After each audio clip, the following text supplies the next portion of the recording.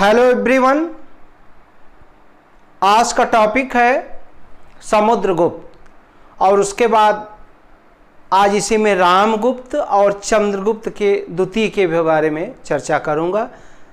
तो सबसे पहले समुद्रगुप्त के 6 प्रकार के स्वर्ण सिक्के समुद्रगुप्त ने चलवाया था। तो वो जो 6 प्रकार के स्वर्ण सिक्के हैं उसके अलग अलग प्रकार हैं, उसको देख लेते हैं। तो पहला है गरुड़ प्रकार। गरुड़ प्रकार सिक्के, जिसमें जो है सिक्के में मुख भाग पर राजा की आकृति, और उसका जो राज चिन्ह था गरुड़ ध्वज तथा पृष्ठभाग पर पराक्रम शब्द लिखा था। पृष्ठभाग पर क्या लिखा था? पराक्रम शब्द। और इससे यह अनुमान लगाया जाता है कि समुद्रगुप्त ने नागवंशी राजाओं के ऊपर विजय प्राप्त किया था। समुद्रगुप्त ने नागवंशी राजाओं के ऊपर विजय प्राप्त किया था। अब लेते हैं धनुर्धारी प्रकार, जिसमें समुद्रगुप्त जो है वह धनुष बाण लिए हुए है, और यह जो है मुख्य भाग, जो उसका मुख भाग है सिक्के का, उस पर धनुष बाण लिए हुए राजा की आकृति है, और पृष्ठभाग पर अप्रतिरथ लिखा गया है। तो ये आपके 2 प्रकार के गरुड़ प्रकार, धनुर्धारी प्रकार, तीसरा जो है परशु प्रकार, जिसमें समुद्रगुप्त जो है परशु, हाथ में परशु धारण किए हुए है, राजा की आकृति, और पृष्ठभाग पर देवी की आकृति तथा कृतांत परशु शब्द लिखा गया है। तथा क्या लिखा गया है? कृतांत परशु शब्द लिखा गया है। ये धनुर्धारी प्रकार का हो गया, जिसमें क्या है पृष्ठभाग पर इसमें जो है परशु धारण किए हैं तथा मुख भाग पर और पृष्ठभाग पर देवी की आकृति तथा उपाधि कृतांत उपाधि। फिर अब लेंगे अश्वमेध प्रकार। इसमें जो है मुख भाग पर यज्ञ में बंधे हुए घोड़े की आकृति है, और पृष्ठभाग पर दत्त देवी, जो समुद्रगुप्त की राजरानी थी, और जो है पराक्रम शब्द भी लिखा गया, और अश्वमेध पराक्रम शब्द भी लिखा गया है। अगला जो है व्याघ्र हनन प्रकार। अगला सिक्का जो है व्याघ्र हनन प्रकार, जिसमें समुद्रगुप्त जो है व्याघ्र का जो है शिकार करते हुए इसमें दिखाई पड़ा है। और एक है छठा जो है वीणा वादन प्रकार। इस सिक्के पर समुद्रगुप्त जो है वीणा बजाते हुए उसका चित्र दिखाई पड़ता है। फिर अब आगे हम चलेंगे रामगुप्त जो है समुद्रगुप्त के 2 पुत्र थे, रामगुप्त और चंद्रगुप्त द्वितीय।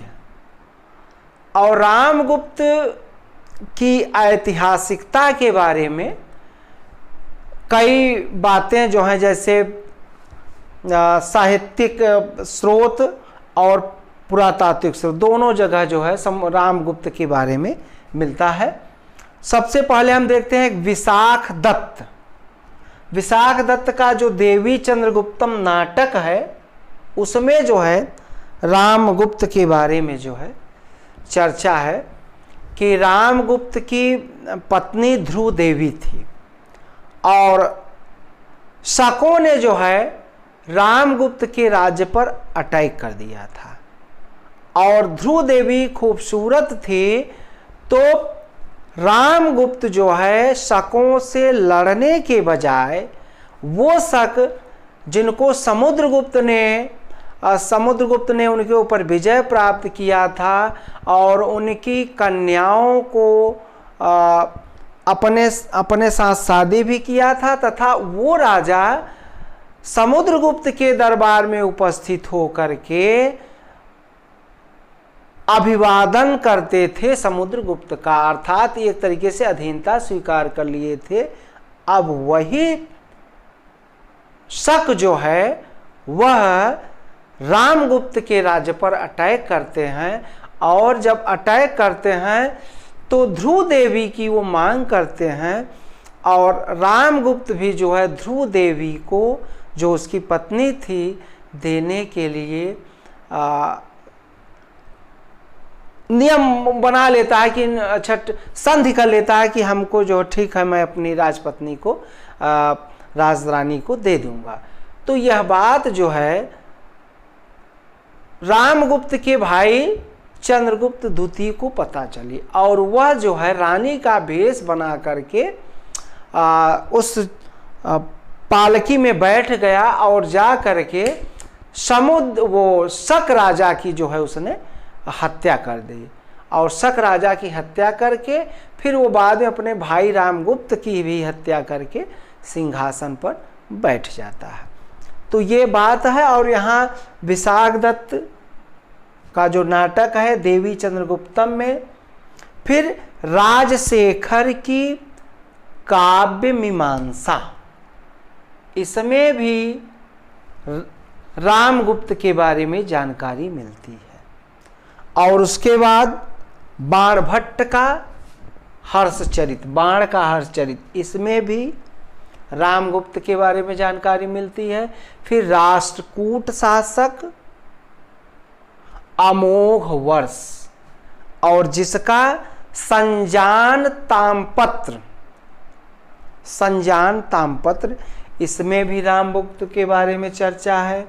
और उसका जो है संजान तामपत्र, उसके बाद जो है सांगली तामपत्र एवं खंभात तामपत्र, इन तीनों तामपत्रों में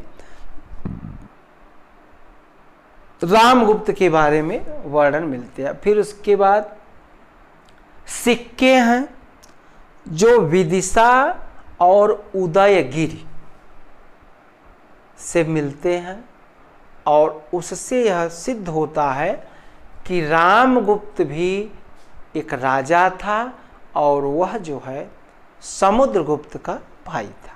तो समुद्रगुप्त का लड़का था और चंद्रगुप्त द्वितीय का भाई था, और यह चंद्रगुप्त द्वितीय का बड़ा भाई था। चंद्रगुप्त द्वितीय का बड़ा भाई था।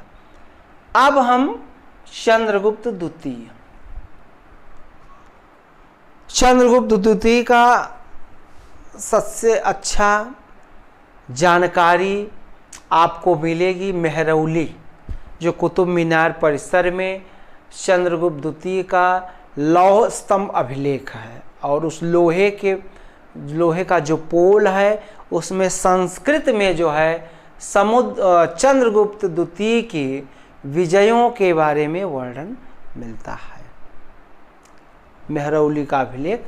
और उसमें जो है चंद्रगुप्त द्वितीय जो है तमाम वैवाहिक संबंध स्थापित करके अपने साम्राज्य को सुदृढ़ करता है, मजबूत बनाता है।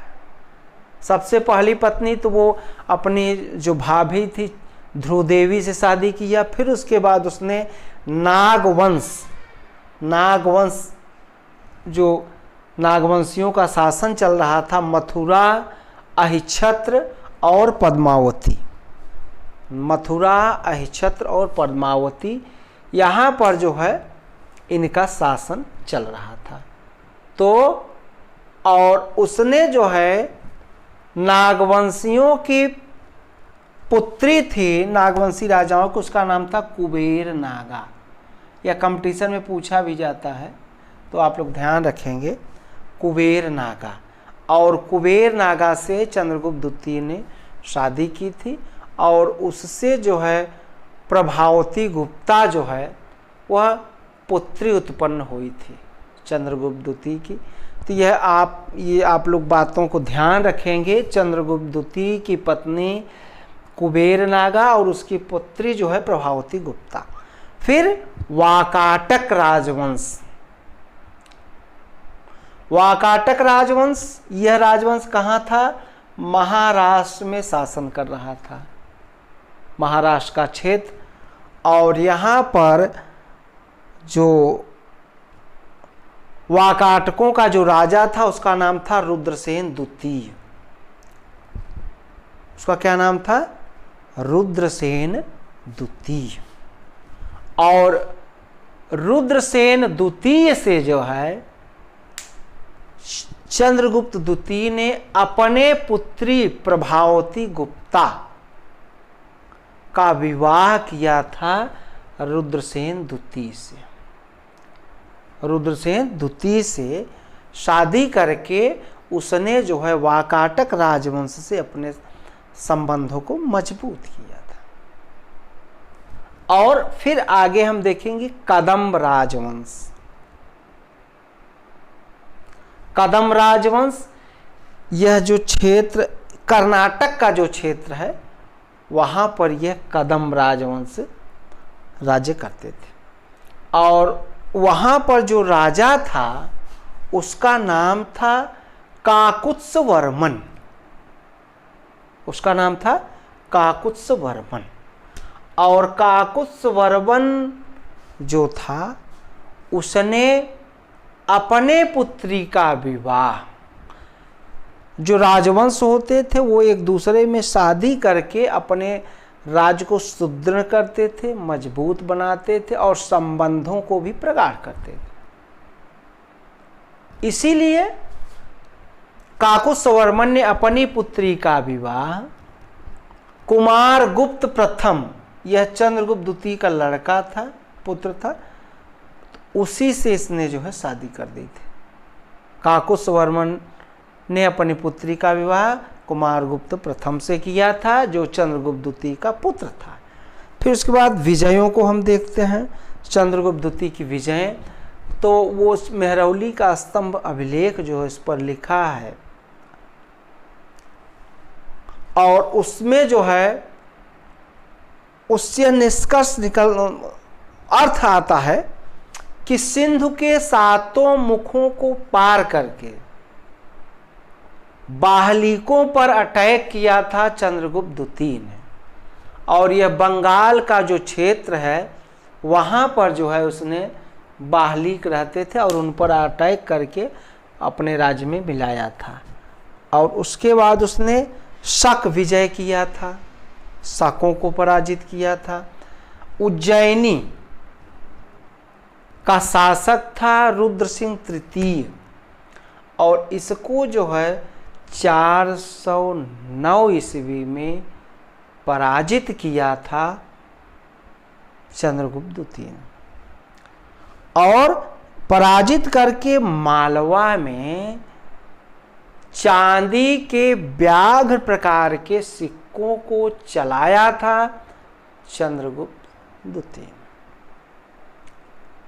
फिर हम देखेंगे कि नवरत्न जैसे तमाम जो है आपको राजा अकबर के दरबार में, शिवाजी के दरबार में 8 मंत्री रहते थे या अकबर में नवरत्न रहते थे, उसी प्रकार नवरत्न चंद्रगुप्त द्वितीय के भी दरबार में रहते थे। उसमें कालिदास, धनवंतरी, वराह मिहिर,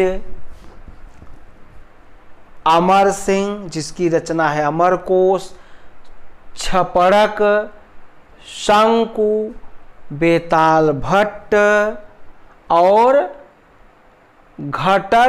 घटकपर,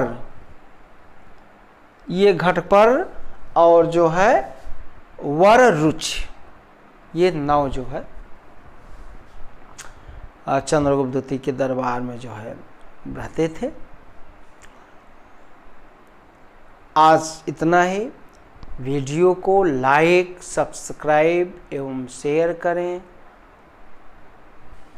आप लोगों का बहुत बहुत धन्यवाद। और एक बार आप लोग इसका स्क्रीनशॉट भी ले लें।